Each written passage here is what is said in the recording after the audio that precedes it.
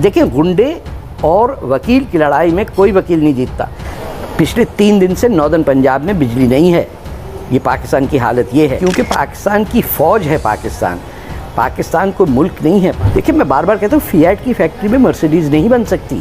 Prime minister Modi को समझ में आया पाकिस्तान क्या है। सर, दबाव में हो ना हो, आपको चाहिए न्यूरो सर्जरी। आपके 200 शहरों में ISI के एजेंट बैठे हुए हैं, लेकिन सबसे आसान तरीका है कि बलूचिस्तान में जो जंग आज़ादी है, हिंदुस्तान उसकी फाइनेंशियली भी मदद। हिंदुस्तान के पास नेवी है, कराची के पोर्ट के बाहर जाके एक एयरक्राफ्ट कैरियर आप खड़ा कर दें और 5-6 डिस्ट्रॉयर और 10-12 सबमरीन, खुद ही होश ठिकाने आ जाएंगे।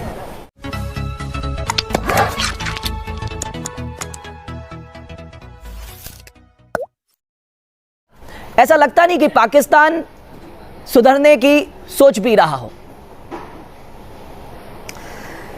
देखें, जिसको नज़र नहीं आता हो, जिसकी आंखों पे पर्दे पड़े हुए हों, उसको क्या दिखाई देगा। ये अपनी एरोगेंस के खुमार में, क्योंकि पाकिस्तान की फ़ौज है, पाकिस्तान कोई मुल्क नहीं है। पाकिस्तान एक जहनीत है और एक मिलिट्री इंडस्ट्रियल कॉम्प्लेक्स है। पाकिस्तान के जर्नलों को, सिविलियंस को मारने की और उनका खून बहाने की आदत पड़ी हुई है। 1971 में देखा है, 1947 में देखा है, 1965 में देखा है। ये सिर्फ सिविलियंस को मारते हैं।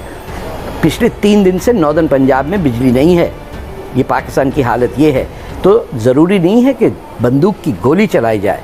ज़रूरत यह है कि इस सांप को, इस कैंसर को समझें जो इन्फ्लुएंजा की तरह दुनिया भर में फैलाया जा रहा है। सिर्फ हिंदुस्तान को इसका ज़ख्म नहीं बर्दाश्त। लेकिन तारिक साहब, इस सांप को तो हम समझते हैं। बरतानिया में इस सांप को हम पिछले कई सालों से समझ रहे हैं।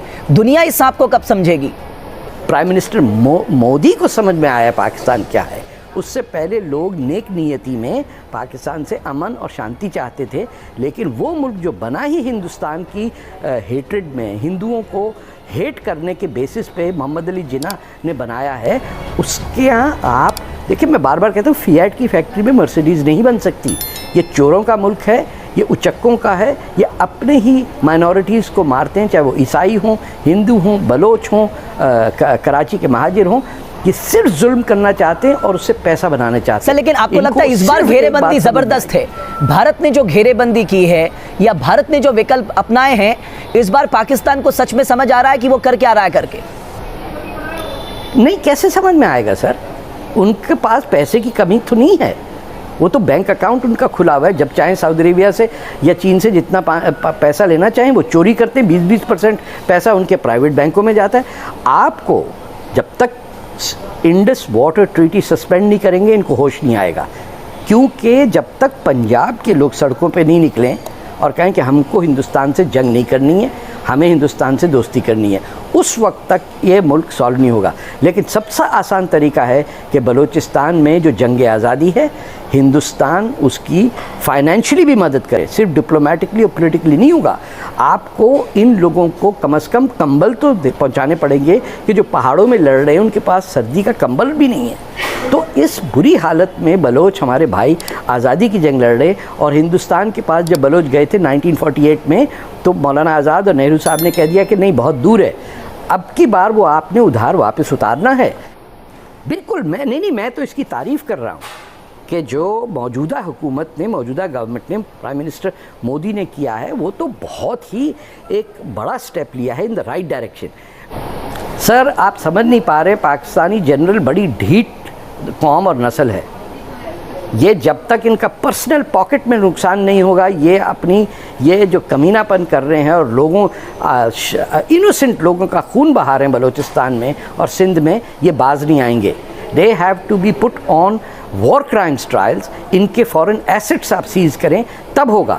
जंग तो होती रहेगी, लेकिन सबसे पहले वो स्टेप्स आप उठाएं जिससे पाकिस्तान के जाबिर जनरल्स और नाअहल प्राइम मिनिस्टर और उनके सारे ये जो इर्द गिर्द करप्ट पॉलिटिशियंस हैं, उनकी जेबें खर्च हों। ये अमन की आशा का तमाशा बंद करें सर। ये हर कोई पाकिस्तान से आके ISI का एजेंट यहाँ बैठ जाता है हिंदुस्तान में, और आप लोग समझते हैं कि कुछ हो ही नहीं रहा। आपके 200 शहरों में ISI के एजेंट बैठे हुए हैं। बंद करें सारी ट्रेड पाकिस्तान से और पानी बंद करें इनका। मुफ्त में पानी खा रहे हिंदुस्तान का। लेकिन only India can do this. And ये जिम्मेदारी आप पे है और ख़ास तौर पे हिंदुस्तान के मुसलमानों पे कि वो उठ खड़े हों और बोले हमारे मज़हब के नाम पे जो तुमने तबाही मचाई दुनिया में, हमारा आपसे कोई ताल्लुक़ नहीं। लेकिन सर कम से कम ये तो इतना तो है ना कि पाकिस्तान इस मामले में तो एक्सपोज है कि वहाँ की आर्मी, वहाँ की ISI सीधे टेररिस्ट तैयार करती है, उन्हें फंड करती है, उन्हें हथियार मुहैया कराती है और उन्हें भारत या बाकी मुल्कों के खिलाफ भेजती है। ये तो सबको पता है, इससे क्या फ़र्क पड़ता है पाकिस्तान फ़ौज के जनरलों को? उनकी जेब में तो कोई फ़र्क नहीं पड़ा, उनके बच्चे तो पढ़ रहे ना अमेरिकन यूनिवर्सिटीज़ में। अगर ये अमेरिका कहे कि पाकिस्तानी फ़ौज के जनरल ट्रैवल नहीं कर सकते अमेरिका, तब बात बनेगी ना। जिस बंदे ने पनाह दी उसामा बिन लादेन को, वो अमेरिकी सिटीज़न है, और वो डॉक्टर आफरीदी जिसने उसामा बिन लादेन को पकड़वाया CIA के थ्रू, उसको अमेरिका छोड़ के पाकिस्तानी जेल में भाग गया। सर दबाव में हो ना हो, आपको चाहिए न्यूरो सर्जरी। हर आतंकवाद, हर टेररिस्ट, हर दुनिया का जाहिल तरीन और मिडीवल मॉन्स्टर पाकिस्तान में रहता है। मुल्ला उमर से लेके उसामा बिन लादेन से लेके ये सैयद सलाहुद्दीन को लीजिए, अब जिसका नाम लीजिए, आपके कैलिफोर्निया का टेरर अटैक, आपका टेक्सास का टेरर अटैक, न्यूयॉर्क का टेरर अटैक, बाली में, इंडोनेशिया में, फिलीपींस के अंदर, अफ़गानिस्तान के अंदर, जम्मू कश्मीर में जो ये पाकिस्तानी टेररिस्ट कर रहे हैं, आपके वो लड़का जो वानी मरा है उसकी आप टेस्टमेंट पढ़िए। ये तमाम बीमारी वो है जो वहाबी सऊदी अरेबिया की तरफ से तमाम दुनिया इस्लाम के अंदर उसको कंटेमिनेट कर रही है। हमने कहीं ना कहीं जो अपनी सेना को है वो खुली छूट दे रखी है, हमने सर्जिकल स्ट्राइक का विकल्प अपनाया है। इस बार तो लगभग सारे विकल्पों पे हम काम कर रहे हैं साहब। मैं आपसे कह रहा हूँ, जो आप कर रहे हैं 100% सही कर रहे हैं। जो मोदी साहब कर रहे हैं मैं 100% तायद करता हूँ।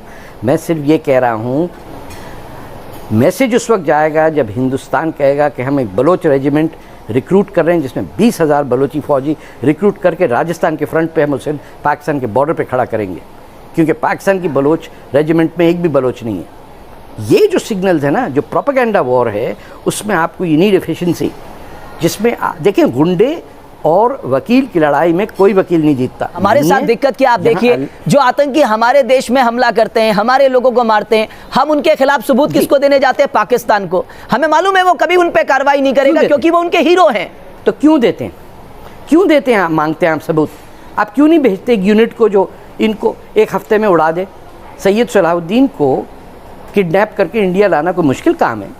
हिंदुस्तान के पास नेवी है, कराची के पोर्ट के बाहर जाके एक एयरक्राफ्ट कैरियर आप खड़ा कर दें और 5-6 डिस्ट्रॉयर और 10-12 सबमरीन, खुद ही होश ठिकाने आ जाएंगे।